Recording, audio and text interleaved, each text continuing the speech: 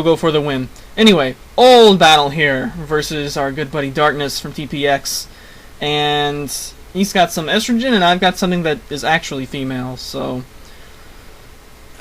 stab-wise, I have the advantage here, and but that thing likes to run T-Bolt, and it likes to run status moves, so that makes Sucker Punch bad and bad. So I'm gonna switch out to Grenade Man. I think this is my one that has a pretty hefty investment, if not max, in special defense, as well as my one that has a pretty good move pool. So I was pretty happy to get him in a roulette. Obviously, his only move is Earthquake. I guess that's not obvious. Wow, that was incredible. We have to keep this narration now. But anyway, so I'm gonna go for Stealth Rock or some other related move. Probably just Stealth Rock. Yep, just Stealth Rock. Hong Kong Fooey comes in, Lucario. And I hate this matchup because I always think these things have Blaze Kick when they come into a Fortress. But since this Fortress actually has Earthquake, I'm going to go for it. I'm going to go be a little ballsy this match. My team is not that great, so I'm going to have to make some sort of a good play at some point to have a chance. So I do get Earthquake and does knock it down to... That looks to be like 32% or so. So I'm so glad it's 32% and not 30. Actually, maybe it is less than 30. I don't know. We'll see. We'll see how many attacks he's able to get off. Actually, in fact, I think it is less than 30. So anyway, close combat, and I don't live because I'm not heavily invested in physical defense, unfortunately. Lowers his stuff, so any touch of priority will probably kill him. That's, you know, my line of thought right now. It would help if it was something that, you know, wouldn't die from extreme speed as well. Unfortunately, I have probably the worst possible priority user I could have in this situation. Something that's pretty frail, and is probably going to die from extreme speed. And on top of that, the priority move is freaking Sucker Punch anyway, which Luke 4 times resists, and this probably wouldn't even die from. And on top of that, with extreme speed, I think if Sucker Punch goes after extreme speed, I think it just straight up fails. So that's just dumb all around. And I probably should have kept that guy, seeing as he's the only resistance I have to a certain type on the rest of this team. So at this point, he's only got one hit of Life Orb left, so I have nothing left on the team that can outspeed him. I have nothing left on the team that can take a hit from him, so it comes down to who do I care least about, and who do I want to sling in there for some death fodder. And I think about this for a long time. I probably should have cut some of this out.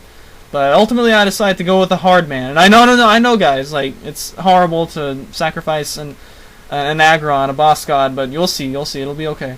So this is my more bulkier one. It's got leftovers and some HP investment. I think T-Wave too. That one doesn't have speed, but definitely accomplishes his goal of getting that thing out. Dies to its own life orb, and I've got at least one more rock guy on this team, so I want to go ahead and get Sand up since I didn't get picked to have Commando Man. He unfortunately sends out Swampert, which makes me not happy whatsoever. Sends out of Finland. Get it? Because it's like fins, like fish, like water, and land, like ground. So I have absolutely nothing to go through for Swampert, so I'm just going to go straight for a swing and hope he predicts a switch or something. Unfortunately, both of his stabs are super effective to Commando Man. But he does pick Surf first, which, if he doesn't have Earthquake, or Hammer Arm, I guess, I might be able to I should be able to live a second Surf. So I just get off 2 Earthquakes. That's going to be better than a Dragon Dance and then one Earthquake, plus it's 2 chances to crit. So unfortunately, he does switch over to EQ, and that will finish that thing off. Looks like he's down to about half. And, however, I still have nothing I can even free drop in on Swampert to threaten it out, so, I send an Electivire, and you know you have absolutely nothing left for Swampert when you send an Electivire on a free drop into a Swampert, so I go for Cross Chop hoping for a crit, and doesn't get a crit, but he roars for some reason and doesn't take the easy kill, so I guess I'm cool with that too, and roars me into another Aggron, which is why I didn't care to sacrifice the first one. So I'm gonna go for some Head Smash, just because at this point, why not, you know? I guess Earthquake would Earthquake even be better? I don't even think it would. But I miss a Head Smash, and he Earthquakes my boss god, which makes me sad, but because it's a boss god, it lives with 6 hit points, and is gonna be able to go for another one next turn. And also, yeah, stab, head smash resisted is still better than EQ. So he does pull off a head smash this time. Unfortunately, it doesn't kill, but he kills himself with his own life orb, so Swampert doesn't get the pleasure of trying to kill off a boss god. And he did use Roar there, and I don't know, at this point we may have just been playing around for jokes. Anyway, so I send an Electivire again, and hopefully it's low enough that Earthquake can kill, and it does, so that's good. Electivire with that, what is it, base 123 attack? Quit underestimating Evire, guys, he's still good, come on. Anyway, let's see what else he's got left. Sends out some Luna Plats from Mega Man Star Force, and I hate that thing in the Battle Tower so much when I'm using Electivire, because it's not weak to anything I have. If I had Starmie, like I do in the Battle Tower, I'd go to Starmie, but I don't have Starmie, so... Cross Chop's definitely going to be the strongest thing against it, so I'll just go for that.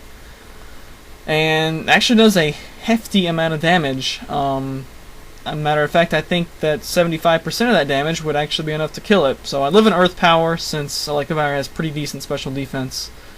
And thinking between Cross Chop and Ice Punch, I think Ice Punch will get it, but I don't know. Part of that being Stealth Rock damage, I'm no longer sure. It would be 75% of the damage that Cross Chop gave it. However, I do get a crit anyway, so that thinking was largely irrelevant, but I guess that's better than me getting screwed over by damage variation or anything, so not that it mattered too much. Sends out some Norbert, some Angry Beaver, here in the face, and I know this thing can at least learn Quick Attack, if not Aqua Jet. Actually, I don't think it can learn Aqua Jet, but it can learn Quick Attack anyway, so I'm expecting to just die from that, so I may as well go for broke, and go for some Cross Chop crits or something. Surprisingly enough, though, he doesn't pack Quick Attack. And Cross Chops and stroking some beavers. Stroking some beavers. I probably shouldn't have said that, but stroking some beavers anyway. Sand is definitely going to kill me in the next 2 turns anyway, so this is game over. Sends out Ambipom to get the last hit off with, what is it going to be, a Swift? Yeah, Swift. So that's going to be the game. Not a great team, but, you know, getting back to posting battles. Thanks for the battle, Darkness. Sorry it took, like, I don't even want to try to count how many months that was to get this posted, but finally it is posted! So hopefully we'll have battle videos up every Friday or maybe over the weekends and stuff. And see you guys for more later. Later days.